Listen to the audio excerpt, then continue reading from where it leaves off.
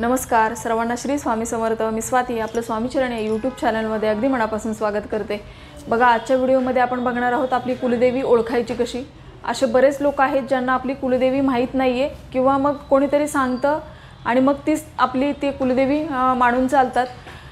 बऱ्याच लोकांकडे आपल्या कुलदेवीचा फोटो, टाक किंवा मूर्ती काहीच नसते आणि त्यांना माहितीही नसते की आपली कुलदेवी नेमकी आहे कोणती। तर बघा, आपल्याला आपली कुलदेवी माहीत असणं खूप महत्त्वाचं आहे, कारण आपली कुलदेवी ही आपल्या कुळाचं रक्षण करत असते, ती आपली आई असते आणि प्रत्येकाला आपली कुलदेवी आणि कुलदैवत हे माहिती असलं पाहिजे आणि आपल्या प्रत्येकाच्या घरामध्ये कुलदेवीची सेवा ही झाली पाहिजे। पण जर आता आपल्याला आपली कुलदेवी माहीत नसेल तर मी आजच्या व्हिडिओमध्ये आपल्याला आपली कुलदेवी ओळखायची कशी हे सांगणार आहे। बघा, आपल्याला आपल्या कुलदेवीची सेवा करणे हे अनिवार्य आहे। आपण कोणाची सेवा नाही केली तरी चालेल, पण आपल्या पितरांची आणि आपल्या कुलदेवीची, कुलदैवताची आपल्याला सेवा करणं हे अनिवार्य आहे। प्रत्येकाच्या घरामध्ये या सेवा झाल्याच पाहिजेत, कारण हे आपल्या कुळाचं रक्षण करत असतात। तर जर आपल्या घरामध्ये आपल्या कुलदेवीची सेवा होत नसेल तर घरामध्ये वारंवार आजारपण, पैसाला पैसा न टिकणे, विवाह न जुळणे, घरामध्ये पैसा येतो तो टिकत नाही, किंवा नोकरी संदर्भातल्या समस्या, किंवा संतान प्राप्ती न होणे, अशा बऱ्याच समस्या या उद्भवतात। त्याच्यामुळे आपल्या प्रत्येकाच्या घरामध्ये कुलदेवीची सेवा झाली पाहिजे। तर आज मी काही उपाय सांगणार आहे आपल्याला, ज्याच्याने आपल्याला आपली कुलदेवी कोणती हे ओळखण्यास मदत होणार आहे। ही खूप प्रभावी सेवा आहे। ज्या लोकांना आपली कुलदेवी माहीत नाही त्या प्रत्येक व्यक्तीने ही सेवा करा। तर बघा, आपल्याला काय करायचं आहे, आपल्याला 11 मंगळवार किंवा शुक्रवार उपवास करायचा आहे। तुम्ही कुठल्याही मंगळवारी तुम्ही सुरुवात करू शकता, तर किंवा कुठल्याही शुक्रवारी आपण सुरुवात करू शकता। कुठलाही महिना याच्यासाठी चालेल। कुलदेवीची ओढ आपल्याला आहे तेवढीच आपल्या कुलदेवीला पण आपली ओढ असते, तर त्याच्यामुळे आपण ही सेवा करायची आहे।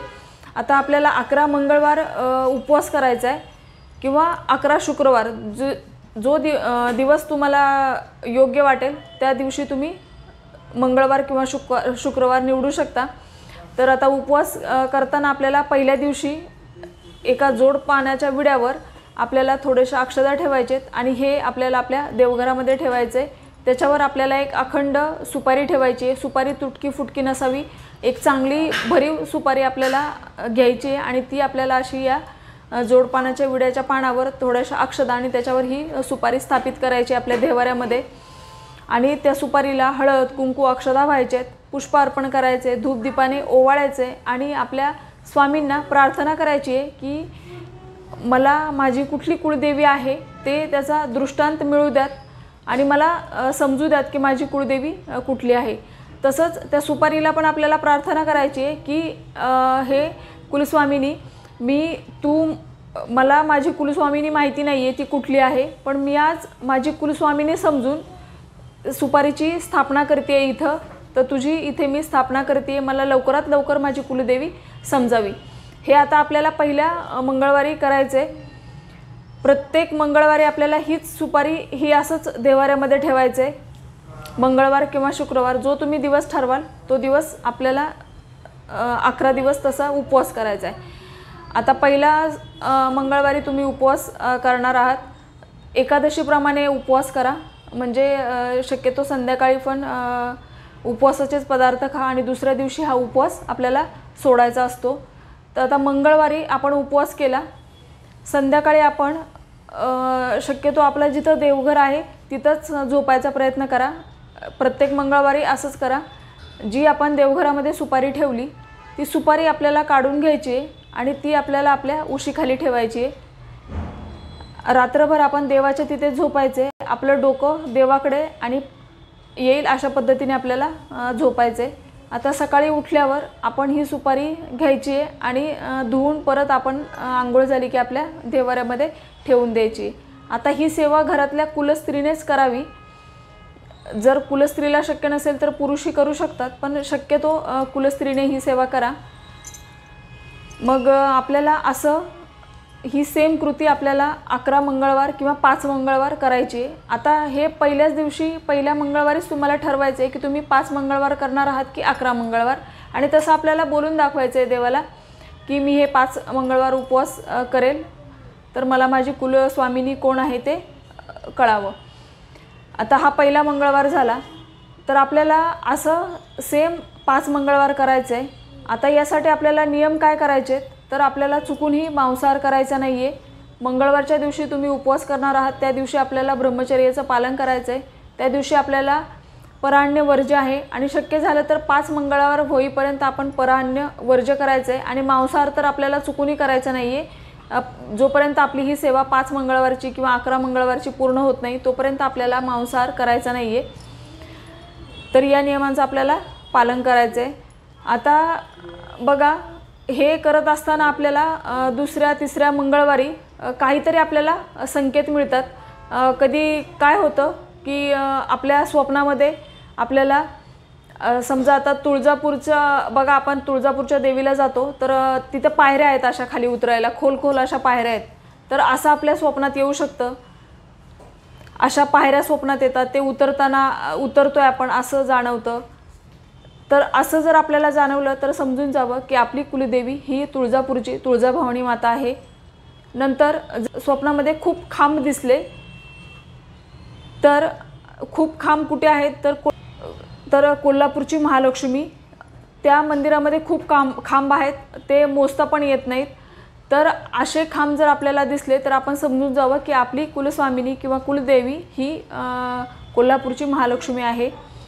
तिसरं म्हणजे आपल्याला खूप आपण उंच आकाशाच्या दिशेने जातोय किंवा डोंगर चढतोय आणि आपल्याला फक्त त्याच्यामध्ये जर फक्त हे मुखच दिसत असेल देवीचं आणि आपण खूप उंच चाललोय असं जर आपल्याला जाणवलं तर आपण समजून जावं की आपली कुलदेवी ही रेणुका माता आहे।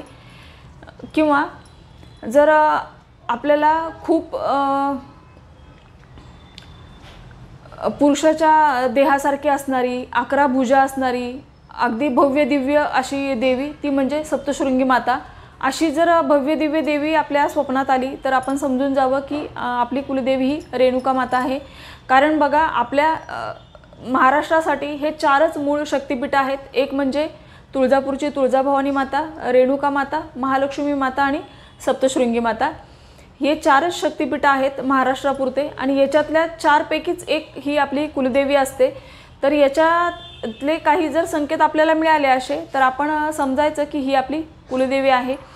दुसरं म्हणजे कधी असं होतं की या काळामध्ये असं होईल की कोणीतरी तुळजापूरचा प्रसाद घेऊन येईल अचानक आणि तो आपल्याला देईल, किंवा रेणुका मातेचा प्रसाद घेऊन येईल। अशा या 4 शक्तिपीठापैकी कुठल्याही ठिकाणचा आपल्याला अनपेक्षित कोणीतरी प्रसाद घेऊन येईल, किंवा एखादी आपली मैत्रीण असते, ओळखीचं कोणी असतं आणि ते आपल्याला म्हणतात की मी तुळजापूरला जाऊन आले तर माझ्याकडे सवासनी जेवायला ये, असं काहीतरी पण या रिलेटेड हे आपल्यासोबत घडतं। जर असं काही घडलं तर आपण अंदाज लावायचा की मग ही आपली कुलदेवी आहे म्हणून। तर ही सेवा खूप प्रभावी आहे आणि हे दृष्टांत आपल्याला केव्हा घडतील, जेव्हा आपण हे उपवास करणार त्या काळात या गोष्टी घडतील। त्या वेळेस आपण या गोष्टी समजून जायचे की बाबा हे असं आहे, ही आपली कुलदेवी आहे। हे उपवास करायला सुरुवात केल्यानंतर जेव्हा या गोष्टी घडतील तेव्हा आपल्याला असा अंदाज बांधायचा आहे। आणि बघा, या गोष्टी घडतात आणि हे आपल्याला खूप चांगल्या पद्धतीने समजून येतं। अगदी म्हणजे ही खूप प्रभावी सेवा आहे। समजा दुसऱ्या तिसऱ्याच मंगळवारी जर तुम्हाला लक्षात आलं असा दृष्टांत आपल्याला जर मिळाला तर उरलेले पुढचे मंगळवार पण आपल्याला उपवास करायचा आहे। म्हणजे आपण जेवढे 5 किंवा 11 मंगळवार आपण बोललोय तर तेवढे आपल्याला मंगळवार उपवास करायचा आहे। जरी आपल्याला पहिल्या दुसऱ्या तिसऱ्या मंगळवारी दृष्टांत मिळाला तरी आपल्याला पुढचे मंगळवार हे करायचेत। पुढचे मंगळवार तुम्ही जरी दिवसभर उपवास केला आणि संध्याकाळी सोडला तरी चालेल, पण आधी आपल्याला कडकडीत उपवास करायचा आहे। म्हणजे पूर्ण दिवस एकादशीसारखा उपवास करायचा आणि दुसऱ्या दिवशी सोडायचा, अशा पद्धतीने। आता असं होऊ शकतं की एखाद्या मंगळवारी आपल्याला जर मासिक धर्म आला तर आपण ती सुपारी देवाऱ्यामध्येच ठेवायची आणि आपण देवाजवळ झोपायचं नाही, पण आपण त्या दिवशी उपवास करायचा आणि आपण थोडंसं लांब झोपायचं। म्हणजे देवाच्या रूममध्ये किंवा तिथे झोपायचं नाही, जिथे आपण रेग्युलर झोपतो तसं झोपायचं आहे। त्या सुपारीला आपल्याला स्पर्श करायचे नाही, फक्त आपल्याला त्या दिवशी उपवास करायचा आहे, बाकी गोष्टी आपल्याला करायच्या नाही। आणि तो मंगळवार आपण पकडणार नाही आहोत, आपल्या 5 किंवा 11 मंगळवारमध्ये तो मंगळवार पकडायचा नाही आहे। आता जर आपल्याला सूतक आलं तर आपण ही सेवा मध्येच थांबवायची. सुतक संपल्यावर आपण नव्याने परत ही सेवा सुरू करायची. म्हणजे जर ही सेवा सुरू असताना आपल्याला दृष्टांत मिळण्याआधीच जर सुतक आलं तर आपल्याला ही सेवा थांबवायची आणि परत नव्याने सुतक संपल्यावर परत नव्याने आपल्याला ही सेवा सुरू करायची. आता ही सेवा पहिल्या मंगळवारी तुम्ही सुरू केली की आपल्याला पहिल्या मंगळवारपासूनच 21 दिवसाची एक छोटीशी सेवा करायची आहे. ते म्हणजे सकाळी किंवा संध्याकाळच्या वेळेला कधी तुम्हाला शक्य होईल, शक्यतो एकच वेळ ठेवा. आपल्याला एक नारळ घ्यायचा आहे आणि नारळावर आपल्याला एक कापराची वडी जाळायची आहे. कापराची वडी बऱ्यापैकी मोठी घ्या. देवासमोर बसायचं आहे, आपल्याला आसन घ्यायचं आहे, दिवा लावून घ्यायचा आहे आणि नारळाची शेंडी देवाकडे येईल अशा पद्धतीने आपल्याला नारळ ठेवायचा आहे. त्या नारळावर आपल्याला एक कापराची वडी जाळायची आहे आणि आपल्याला स्वामींचा जप करायचा आहे ती वडी संपेपर्यंत. स्वामींचा जप पूर्ण करून झाला की आपल्याला स्वामींना असं साकडं घालायचं आहे की स्वामी, मी या सेवेला सुरुवात केली आहे आणि आता मला माझी कुलदेवी समजावी किंवा दृष्टांत लवकरात लवकर मिळावा, असं आपल्याला आपल्या स्वामींना साकडं घालायचं आहे. आता हा नारळ आपण 21 दिवस तोच नारळ वापरायचा आहे.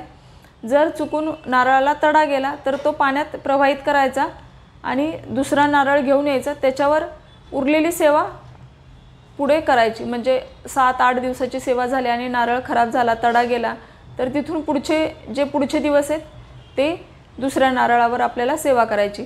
आता ही सेवा सलग 21 दिवस करायची. मध्ये मासिक धर्म आला तर ते 4 दिवस थांबवायचे आणि मग मासिक धर्म संपल्यावर पुढची सेवा पुढे कंटिन्यू करायची. अशा पद्धतीने आपल्याला करायचं आहे.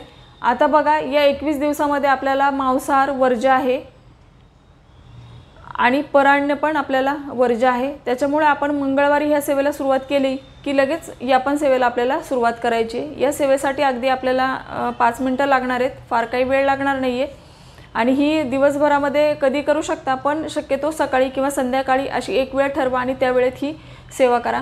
बघा, ही सेवा खूप प्रभावी आहे आणि आपल्या प्रत्येकाला आपली कुलदेवी माहीत असणं खूप आवश्यक आहे. मनोभावे आपल्याला ही सेवा करायची आहे, कारण या सेवेने आपल्याला नक्कीच अगदी 2-3 मंगळवारमध्येच आपल्याला अनुभव येतो, या सेवेची प्रचिती येते.